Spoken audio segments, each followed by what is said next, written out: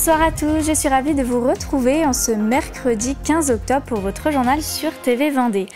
Au sommaire de cette édition, comment respirez-vous et surtout quoi? L'association Air Pays de la Loire a analysé la qualité de l'air en Vendée. Globalement, les chiffres sont encourageants, mais certaines zones restent encore sous surveillance. Puis focus sur une journée de sensibilisation à la sécurité routière pour les conducteurs de poids lourds du groupe Duo, Éco-Conduite Prévention des Addictions. 9 ateliers ont rythmé la journée du 10 octobre à Saint-Prouan.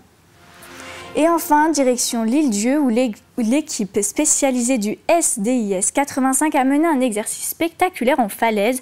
2 jours d'entraînement intensif pour ces 25 pompiers professionnels venus se confronter à un terrain aussi beau que périlleux. Quelle est la qualité de l'air que nous respirons au quotidien en Vendée? À l'occasion de la journée nationale dédiée à cette question, notre équipe s'est rendue à Nantes, au siège d'Air Pays de la Loire. Grâce à une trentaine de stations d'analyse réparties sur l'ensemble du département, l'association observe au jour le jour l'évolution des polluants et des particules fines. Objectif, mieux comprendre les sources de pollution et accompagner les collectivités dans leurs actions pour un air plus sain. Alors faut-il s'inquiéter ou respirer sereinement? Réponse dans ce reportage signé Louise Ménoury. Ici, on va retrouver des analyseurs pour mesurer des gaz qu'on retrouve dans l'atmosphère. Donc on va par exemple mesurer des dioxydes de soufre, des dioxydes d'azote. Évaluer la qualité de l'air dans les Pays de la Loire, c'est le travail de Vincent. En Vendée, ce sont 2 stations qui mesurent les quantités de polluants. L'une est située à La Roche-sur-Yon, la seconde est à La Tardière et elle remplit une mission particulière. En fait, c'est une station qui est intégrée dans le dispositif MERA. Donc le dispositif MERA, c'est des super stations. Donc on en retrouve sur le territoire français de mémoire 6 ou 7.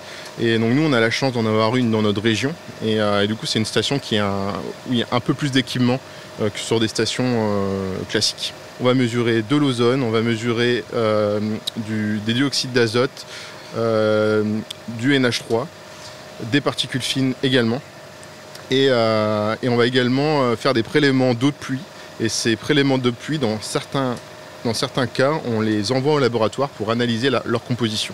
Sur ces 20 dernières années, les taux de pollution ont révélé une tendance globale plutôt stable sur le département. On voit qu'on a certains polluants comme le benzène, comme le dioxyde d'azote, qui vont être liés notamment au trafic routier, qui sont en baisse. Donc c'est plutôt des bons indicateurs. Après, on a d'autres polluants comme l'ozone, pour lequel ça évolue moins dans le temps. On a plutôt des niveaux qui stagnent. Mais comme l'ozone, c'est un polluant qui se forme surtout au moment des fortes chaleurs et des canicules, le fait qu'il stagne est plutôt rassurant parce que les canicules augmentent et ça n'augmente pas. Malgré une bonne qualité de l'air en Vendée, certains seuils de concentration recommandés par l'OMS sont dépassés, notamment pour les microparticules. Si on baissait les niveaux, par exemple, de particules fines jusqu'à respecter ce qui est recommandé par l'Organisation mondiale de la santé dans la région des Pays de la Loire, on pourrait éviter chaque année 1400 nouveaux cas d'asthme chez l'enfant. Depuis le début de l'année 2025, on compte 81 jours en Vendée, durant lesquels la qualité de l'air était dégradée ou mauvaise. À Cugand, vers midi, les sapeurs-pompiers sont intervenus pour un incendie de 5 brûlots de déchets verts qui s'est propagé à 2 champs de maïs. Le feu a détruit 2,5 hectares de culture, mais grâce à leur action rapide, les secours ont évité la propagation à la végétation environnante. Le temps de l'intervention, la RD 73 a été fermée temporairement dans les 2 sens. Ce lundi, les falaises de l'Île-Dieu ont servi de terrain d'entraînement aux pompiers du SDIS Vendée. L'équipe spécialisée dans le secours en milieu périlleux y a mené un exercice grandeur nature sur 2 jours. Un stage intensif pour les 25 professionnels mobilisés avec un objectif, se préparer aux interventions les plus délicates dans un cadre naturel aussi atypique que technique. Cordes et baudriers, les conditions étaient réunies pour reproduire au plus près les situations rencontrées sur le terrain. Alors les risques, quels sont-ils? C'est principalement lié à la présence des falaises, à la hauteur, puisque notre équipe est spécialisée dans les interventions techniques qui nécessitent l'emploi de cordes. Ce sont un peu on va dire les cordistes des pompiers. Et nous intervenons en renfort des sapeurs-pompiers, je dirais, classiques, qui, lorsqu'ils sont dépassés par leurs moyens ou par le risque, donc font appel à notre équipe spécialisée pour venir prendre en charge, par exemple, des personnes qui seraient tombées au pied des falaises de l'Île-Dieu, par exemple, Ou encore, ce soir, nous allons faire un exercice également sur le grand phare, avec une victime prise de malaise en haut du phare. Nous faisons en moyenne entre 15 et 20 interventions par an sur le territoire de la Vendée. Et donc, cela nécessite une dizaine d'entraînements minimum pour chacun des spécialistes de cette unité. Et donc, l'île-Dieu, pour nous, c'est une belle opportunité de venir reconnaître les sites et pour être le plus performant possible le jour où nos collègues de l'île-Dieu auront besoin de notre concours. Colère devant la résidence Marie et Albert Guillonneau à Challans. Ce mardi matin, une vingtaine de salariés se sont rassemblés devant l'établissement à l'appel du syndicat Force ouvrière. Une mobilisation pour dénoncer des conditions de travail qu'ils jugent de plus en plus difficiles. Les agents pointent du doigt un manque de moyens humains avec des équipes souvent en sous-effectif, ce qui impacte directement la qualité de l'accompagnement des résidents. Une journée de mobilisation qui vise avant tout à alerter sur la nécessité d'un renfort de personnel. On n'est que 2 au lieu de 3 sur le service et qu'en fait il n'y a pas assez de moyens personnels et que les résidents ne sont pas traités comme il faut en fait. On n'est pas entendu entre la direction et les élus. Ça fait 2 ans qu'on participe à des réunions tous les 2 mois et il n'y a rien qui bouge. Le matin, quand les filles arrivent à l'EHPAD et que se rendent compte qu'il y a encore des sous-effectifs, c'est encore se dire comment est-ce que là, à l'instant T, on s'organise, quels vont être les choix qu'on va faire sur la journée, qu'est-ce qu'on va prioriser sur d'autres tâches, parce que c'est aussi des choix qui sont malheureux à faire sur une journée. Donc, et c'est forcément des incidences qui vont être sur les résidents après sur la fin de la journée.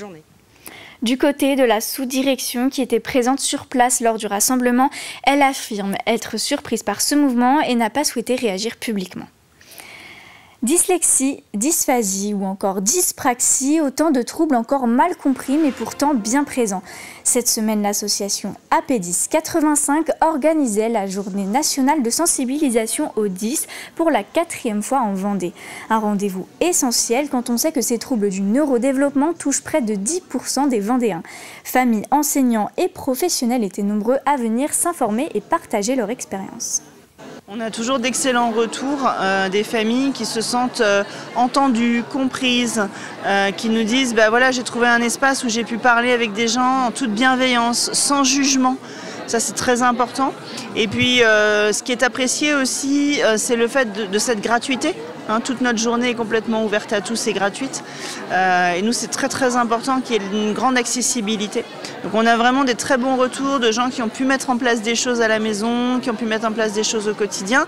Puis surtout, c'est cet esprit d'équipe, de ne pas se sentir seul, de se dire j'ai rencontré d'autres parents qui vivent les mêmes choses que moi et des professionnels qui m'ont compris. On va simplifier le texte, on va mettre un son en lien avec une imagerie mentale. On va aussi y mettre des ponts phoniques qui vont permettre à l'enfant de pouvoir décoder le mot et on y ajoute des petits repères visuospatiaux. Il n'y a pas vraiment d'âge si vous voulez, on peut démarrer très bien à 6 ans, comme on peut les lire encore à 13-14 ans suivant le besoin que l'on en a. La collection Rire pour en rire, vous voyez si je prends celle-ci, même un adulte peut la lire en fait. Parce qu'on a toute la notion de ce qu'on va appeler l'implicite, le décodage de l'information, qui n'est pas si simple pour un enfant neuroatypique. Et on termine ce journal sur une opération de sensibilisation qui prend la route. À Saint-Prouan, l'entreprise Transport Blanchard-Coutan a accueilli une journée dédiée aux conducteurs de poids lourds. Une centaine de participants ont suivi plusieurs ateliers pratiques destinés à optimiser leur habitude de conduite, mais aussi à prévenir les risques liés à la fatigue ou au stress sur la route. Une initiative qui vise à renforcer la sécurité aussi bien pour les chauffeurs que pour les autres usagers. De précieux conseils pour éviter les situations parfois périlleuses du métier. Un reportage signé Louise Viadger. Ensuite, il va avancer le camion environ de 1,50 m. Il est toujours bon de rappeler les bons gestes, surtout pour les conducteurs en déplacement plusieurs jours, comme Daniel. Il fait ce métier depuis plus de 35 ans. La chaussette donc pour la neige.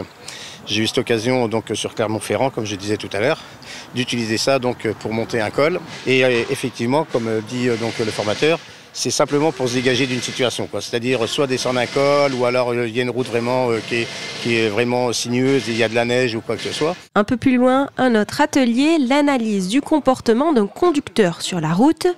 Au-delà de la consommation, c'est tout un tas de données chiffrées pour encourager à l'éco-conduite.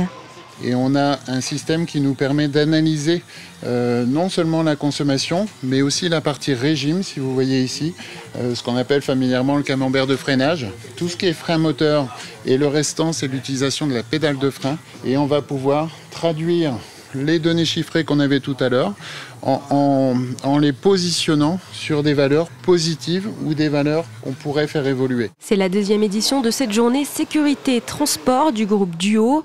Une centaine de personnes y participent, des sédentaires mais aussi des conducteurs de poids lourds.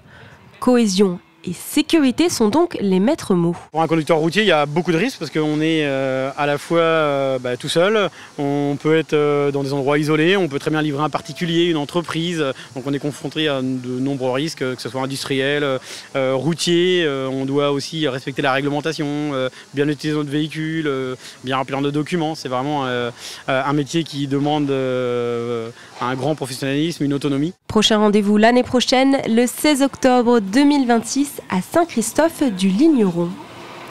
Regardons à présent la météo de demain. Le temps restera globalement calme et lumineux. Les températures seront douces pour la saison, entre 10 à 12 degrés le matin. Pas de précipitations prévues, ce qui rendra votre matinée agréable pour sortir et profiter des rayons du soleil. C'est la fin de ce journal, merci à tous de l'avoir suivi. Vous pouvez retrouver toutes nos actualités en replay sur notre site tvvendée.fr. Prochain point sur l'actu demain matin dès 7h pour la matinale avec Florian Wozniak. D'ici là, passez une très bonne soirée.